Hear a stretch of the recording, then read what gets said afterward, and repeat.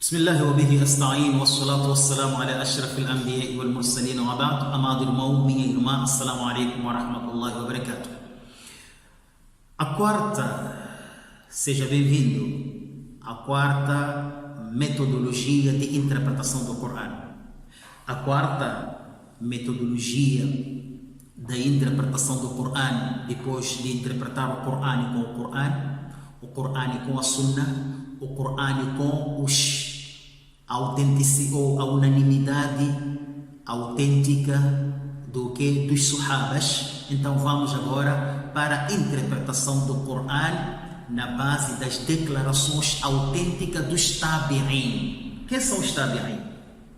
Explicamos que os Sahabas são aqueles que viram o Nabi, viveram no tempo de Nabi, aprenderam a religião a partir do Nabi e foram muçulmanos, creram na religião do Nabi e morreram como muçulmanos. Esses são chamados de Sahaba. Portanto, não é só pessoa que viveu no tempo de Nabi, mas não aceitou a religião do Nabi. Esse não é Sahaba. E todos os Sahabas, quando nos são ditos seus nomes, nós dissemos radiyallahu anhu, que Allah fica satisfeito com ele. Porque o próprio Allah já disse isto no Corão, radiyallahu anhum wa radu anhu. Eles, a satisfação de Allah recaiu sobre eles, isto é, eles saíram desta vida mundana, Allah satisfeito com ele e eles satisfeitos com Allah. Agora, quem são os Tabi'in? Tabi'in são aqueles que aprenderam, viram os Sahabas, mas não viram o Nabi. Aprenderam a religião a partir dos Sahabas.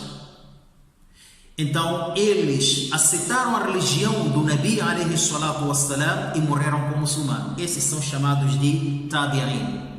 Temos um hadith que o Nabi alayhi salatu wassalam diz: "Wa khairul quruni qarni", a melhor geração, a melhor época, a melhor época é a minha época, o melhor século é o meu século. Estamos a falar dos Sahabas. Depois segue aqueles que seguiram a geração dos Sahaba, que aqui são os Tabi'in. Depois segue aqueles que seguiram a geração depois da geração dos Sahabas. Isto é, temos aqui Tabi'in e temos Tabi'in. Tabi'in são aqueles que viram os Sahabas, aprenderam a religião com os Sahabas, viveram como muçulmanos no tempo de Sahaba, morreram muçulmanos. Os Tabi'in é a outra geração que aprendeu a religião com esses que viram os Sahabas, viveram como muçulmanos, aceitaram a religião como muçulmanos e morreram como muçulmanos. Portanto, amados irmãos, estamos aqui a falar de 3 gerações. Os narradores do hadith até dizem: eu não sei, não estou ciente se o Nabi queria falar de 3 gerações depois da geração dele ou de 2 gerações. O mais importante, temos a geração do Nabi e os Sahaba, temos Tabi'in, que são aqueles que viram os Sahabas, e temos Tabi'in. Estamos aqui a falar de 3 gerações. Meus irmãos, então, se nós não alcançamos uma compreensão ou ainda estamos em dúvida, não nos chegou uma informação fidedigna, autêntica de interpretação do Corão com os Sahabas, então voltamos para os Tabi'in. Se há uma autenticidade na interpretação do Corão através do grupo das declarações autênticas dos Tabi'in, aí nós podemos usar como uma metodologia. Por quê? Nós sabemos, o nome em si já diz, já explicamos. Primeiro, estas declarações, desde que sejam unânimes quanto à sua significação, nós sabemos que eles aprenderam não da sua cabeça, dos Sahabas, que é a geração orientada por Nabi para nós seguirmos. Então, amados irmãos, minhas irmãs, é notório vocês ouvirem isto de acordo com o Tabi'in fulano, ele interpreta este versículo assim, assim, assim. De acordo com a unanimidade dos Tabi'in, interpretam este versículo desta e daquela forma. Então, é uma metodologia que há unanimidade nos estudiosos sobre a interpretação do Corão e do Corão em relação a estas declarações autênticas dos Tabi'in. Portanto, a quinta, que é tão importante, vou mesmo ter que terminar desta parte.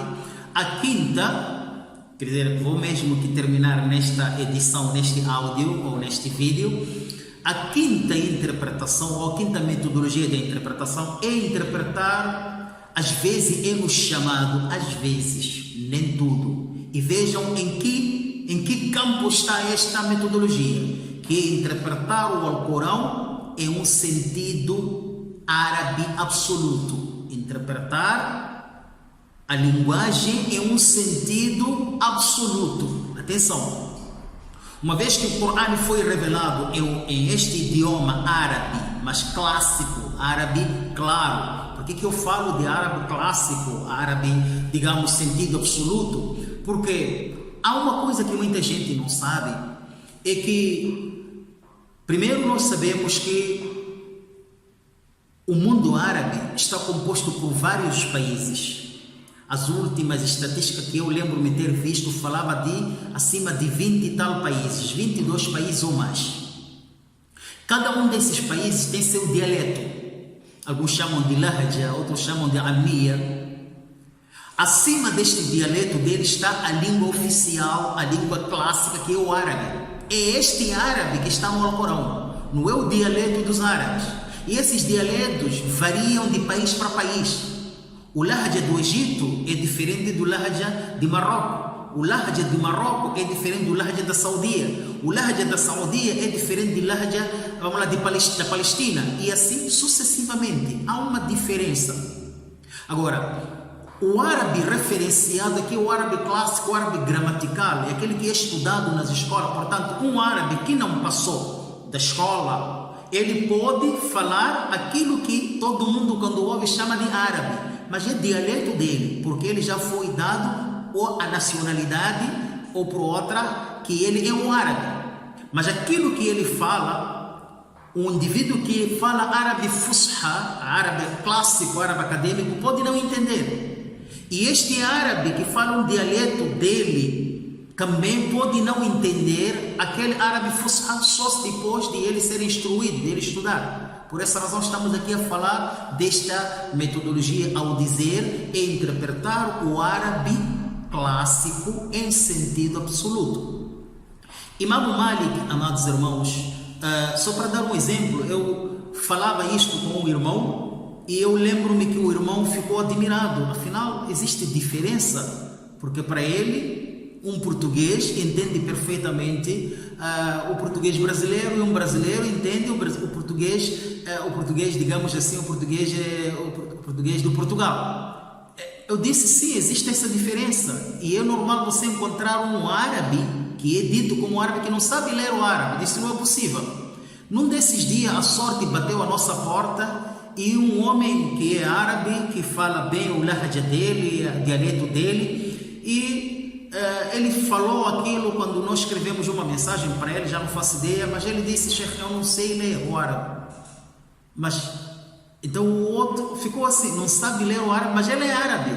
É natural isto, é normal. Assim como quem é brasileiro, que não foi à escola, ele fala o português do Brasil, mas infelizmente pode não, ou pode ser incapaz de ler. E assim sucessivamente.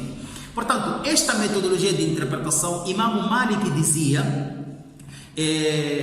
na sua declaração que eu puniria qualquer um que interpretasse o livro de Allah sem o conhecimento do árabe ou do idioma árabe clássico, sem o conhecimento das suas particularidades todas da língua árabe. Aí envolve a gramática, envolve a sintaxe, envolve sistemas metafóricos, envolve muita coisa da própria linguagem árabe. Por isso deve ser estudado.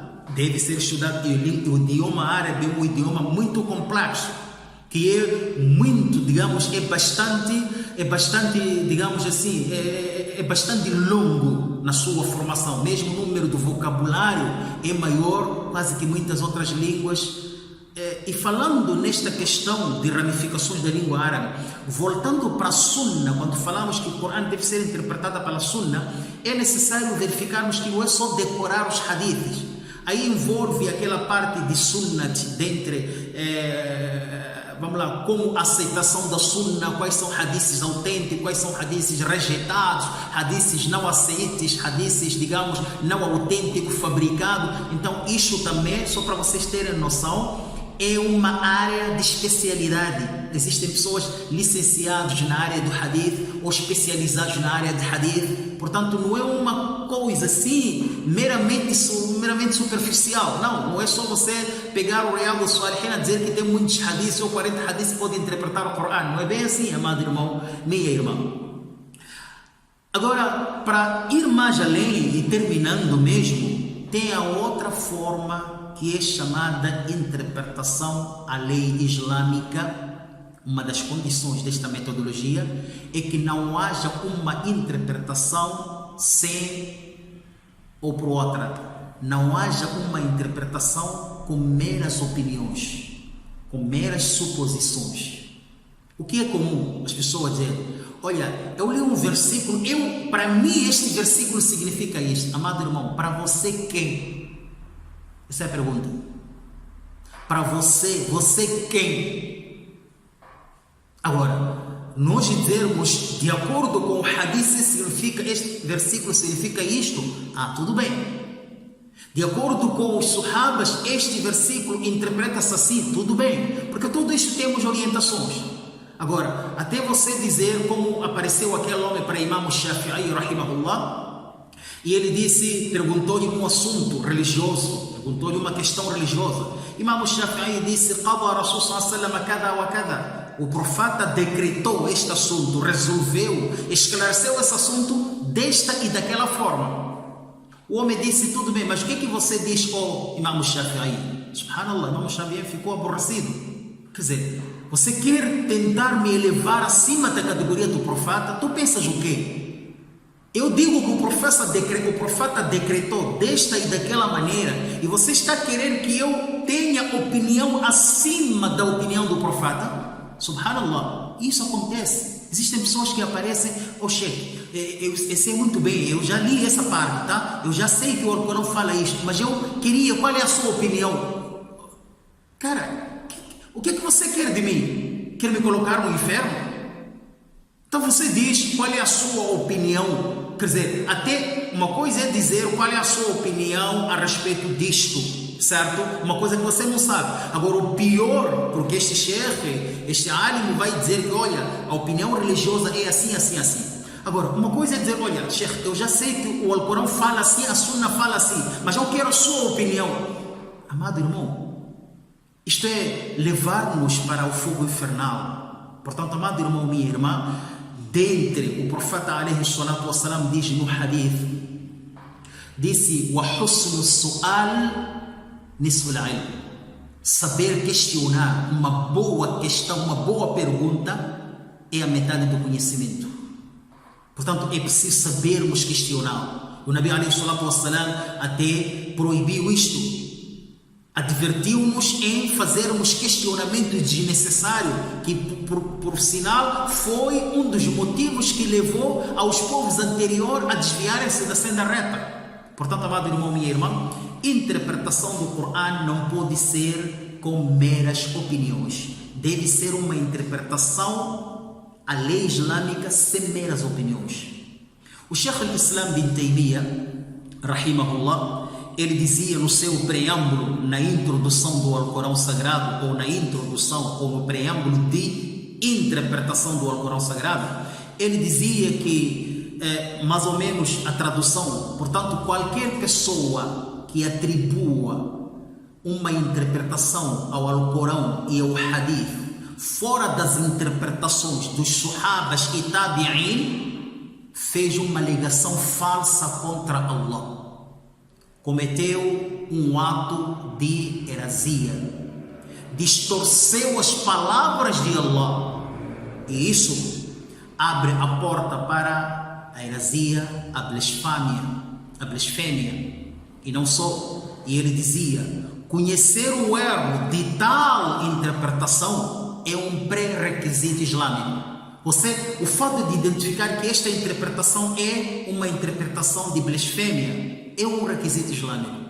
Amado irmão, minha irmã, é tudo isto que nós queríamos tentar resumir. Como disse, wallah, juro-vos que tentamos fazer o resumo do resumo do resumo do resumo.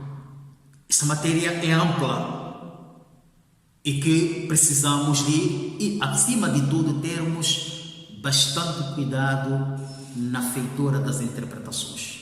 Alhamdulillah, a maior parte dos livros agora, a maior parte, queria dizer, dos versículos ou do Alcorão, como a gente chama Alcorão traduzido, a maior parte do significado dos versículos já vem com comentários. São esses comentários que alguns deles são chamados de tafsir. Então vamos buscar esses livros que já vêm com comentário. Se não tivermos, alhamdulillah, a maior parte dos países hoje temos homens desta área. Temos homens desta área, licenciados nesta área, ou graduados nesta área, mestrados nesta área, doutorados nesta área, especializados nesta área. Portanto, como dizia Aisha, umirna an nunazila an-nasa manazilahum. Somos ordenados, somos orientados em dar cada um o seu degrau, o seu próprio lugar. Se é uma parte da medicina, vamos para um médico. Se é uma parte da matemática, vamos para um matemático. Se é uma parte da história, vamos para um histórico. Um historiador, queria assim dizer. Portanto, se é assunto do Corão e da interpretação, vamos para um licenciado graduado na área do Corão, do livro do Corão. É tão simples isto. É diferente saber que este é a interpretação do Corão, mas é uma interpretação jurídica. Aí vamos para um indivíduo que foi graduado em o quê? Digamos, na faculdade de Sharia, na faculdade de lei islâmica, jurídica, certo? E assim sucessivamente. Por que nenhum de nós, em momento algum, já foi para um pescador questionar assunto jurídico de um advogado? Por quê? Então, por que quando é na religião nós fazemos ao contrário? Que Allah subhanahu wa ta'ala encoraje a mim e a si e a todos nós a darmos, primeiro, a nos colocar no nosso lugar, amém, ya Rab. Segundo, a respeitarmos as hierarquias, principalmente no nível de estudo. Terceiro, a não entrarmos em locais ou em áreas que não nos pertencem ou que não sabemos nada dele. Amado irmão, fale aquilo que sabe. Dizia um poeta, "Kul bi khairin tajtanihi aw tahalla bis-sukut." Fala o bem que você sabe, você colherá o fruto desta sua fala, ou se não sabe, mantenha-se calado. Barakallahu fikum jami'an, wassalamu alaikum wa rahmatullahi wa barakatuh. Que Allah subhanahu wa ta'ala abençoe a todos. Allahu a'lam. Allah melhor sabe.